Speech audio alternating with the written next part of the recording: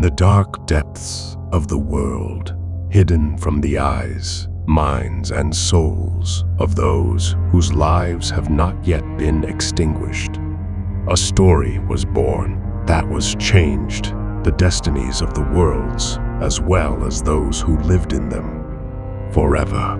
In the fire-drenched depths, where the darkness burning life and cruelty and pain of those who were thrown into it shrouded everything that was not illuminated by the light of the burning rivers, something was born that could not and should not be born. In the glowing rivers, from which terrifying faces occasionally emerged in a silent cry of pain, stretching burning hands towards the opaque black sky, floated the souls of those who were stuck in a world whose essence was cruelty and suffering.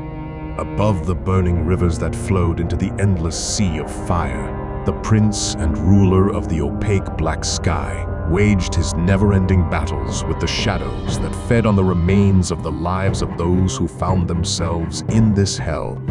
The days passed in killing, without thought, without feeling, without fear, and without regret. He forgot everything and everyone. He didn't know how, he didn't know why. He didn't know from where. He has already forgotten why he fights, why he kills, and suffering, pain, and terrifying screams have dulled his ears. He didn't need his eyes anymore when he was killing a shadow almost merged with the black sky. The days passed and became similar to each other. The only place of rest was a high cliff on which he flew from time to time, exhausted. He sat down and looked at the lifeless scene of fire and destruction. Flashes of burning rivers illuminated the black sky, and the hot breath of the rivers burned in the lungs. He sat here without thoughts and without compassion, looking at a picture that was always the same. Always, until this moment, he was suddenly blinded by an image he had never seen before.